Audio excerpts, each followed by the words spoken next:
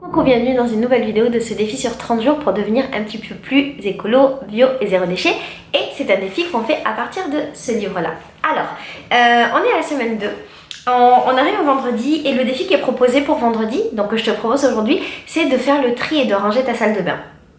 Alors, pour ma part, avant, j'avais une salle de bain qui est regorgée de produits. J'ai une mère qui m'a élevée dans une salle de bain où il y avait 3, 4, 5 shampoings ouverts, où il y avait des produits partout, où il y avait des tonnes de maquillage, parce que ma mère a été esthéticienne pendant un moment et qu'elle était passionnée de maquillage, où il y avait des tonnes de produits différents, il y avait plusieurs déodorants ouverts, bref, il y avait beaucoup de choses dans la salle de bain. Et moi, en grandissant, j'ai essayé d'être minimaliste sans me rendre compte parce que je supportais pas le fait qu'il y ait plein de choses et j'avais juste un produit de chaque et un en remplacement.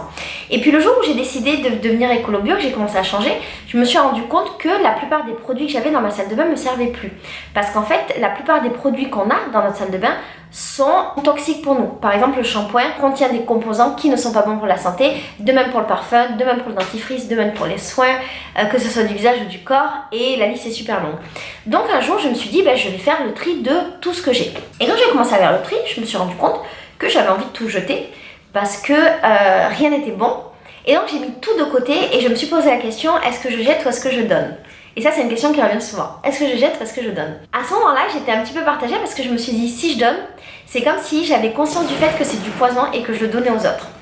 Si je jette, c'est comme si je faisais du gaspillage parce qu'en fait, les gens ont le droit de vouloir consommer des trucs qui pour moi sont du poison et qui pour eux ne le sont pas. Et c'est du gaspillage que de ne pas leur donner, surtout que ce sont des produits qui coûtent cher. Je pense par exemple à mes parfums, j'avais des tonnes de parfums de marque. C'est des produits qui coûtent cher, dont les gens ont envie, et donc c'est dommage de les jeter. Finalement, j'ai jeté certains et j'en ai donné d'autres. Le défi d'aujourd'hui, c'est d'essayer de faire la même chose, d'aller dans ta salle de bain et d'essayer de voir de quoi tu as vraiment besoin. Si jamais tu as envie d'essayer de passer sur du naturel, il y a plein de manières de s'apprêter, de se laver, de prendre soin de soi avec des produits qui sont complètement naturels, qui sont très simples et qui très souvent sont les mêmes produits que ce qu'il y a dans ta cuisine et très souvent sont des trucs comestibles que tu as dans ton frigo, que tu as dans tes placards. L'idée c'est de te positionner, de te dire là par exemple, je suis dans un mois où j'essaye de consommer mieux. J'ai eu avant ça quelques tips. Normalement, ça fait 2 semaines qu'on travaille ensemble sur le zéro déchet. Tu dois avoir quelques tips. J'ai eu quelques tips pour m'occuper de moi en naturel.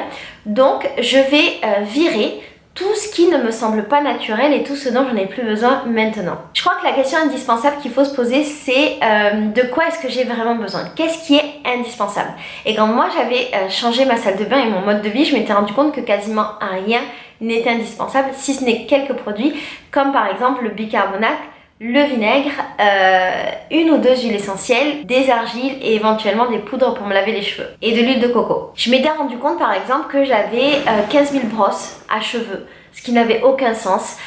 Quand je vois les salles de bain de mes copines, je vois qu'il y a 10 000 pinceaux de maquillage, ce qui pour moi n'a aucun sens parce que je me dis que peut-être avec moins elles arriveraient à faire la même chose, mais comme je ne maquille pas beaucoup, peut-être je dis des bêtises. Il y a plein de choses comme ça qu'on cumule, qu'on multiplie et on crée une espèce d'atmosphère remplie d'informations, remplie de couleurs, remplie de trucs à lire, remplie d'odeurs, remplie de choses. Et pour moi, c'est très oppressant. Et donc l'idée de cet exercice aujourd'hui, c'est de désoppresser, ça veut rien dire. C'est de désaccumuler, même si je sais plus si c'est français, de désaccumuler ta salle de bain et d'avoir quelques produits qui vont te servir pour tout. Alors si tu veux approfondir la question, dans le livre il y a plein de parties du bouquin qui parlent de ça, mais moi aujourd'hui je voudrais travailler avec toi sur 2 produits qui sont pour moi les plus indispensables des indispensables et qui sont le bicarbonate de soude et l'huile de coco. Alors pour te donner un exemple, voilà tout ce que tu peux faire avec du bicarbonate de soude. Tu peux utiliser le bicarbonate de soude pour te faire un déodorant. Tu peux utiliser le bicarbonate de soude pour nettoyer ta salle de bain. Tu peux utiliser le bicarbonate de soude pour désodoriser ta salle de bain. Tu peux l'utiliser aussi pour te brosser les dents. Et tu peux l'utiliser pour te laver les cheveux. En ce qui concerne l'huile de coco, tu peux l'utiliser pour nourrir tes cheveux. Tu peux l'utiliser pour te démaquiller. Tu peux l'utiliser pour la mettre sur ton visage en tant que soin pour hydrater ton visage. Tu peux faire de même pour la mettre sur ton corps, pour hydrater ton corps. Même si l'hydratation vient plus de l'eau que de ce qu'on va mettre sur notre peau. C'est une manière de dire hydrater. Tu peux l'utiliser en dentifrice et tu peux l'utiliser en déodorant. Donc voilà, avec 2 produits, tu peux quasiment remplacer tout ce qu'il y a dans ta salle de bain. Donc, ce Ce que je te propose, c'est d'essayer d'aller dans ta salle de bain, de faire un constat, peut-être de prendre une photo de tous les produits que tu as. Et peut-être d'aller sur le groupe Facebook pour pouvoir prendre des conseils ou des idées sur des vrais indispensables ou pas. Et de nous faire un petit espèce d'avant-après de tout ce que tu as enlevé dans ta salle de bain et de à quoi ressemble ta salle de bain maintenant. Il y a de fortes chances que ta salle de bain ressemble à une cuisine avec du bicarbonate, du vinaigre, de l'huile de coco, de l'huile d'olive et compagnie. Il y a de fortes chances que tu découvres que ta salle de bain a en fait beaucoup de place et beaucoup de rangement et que tu t'y sens peut-être beaucoup mieux.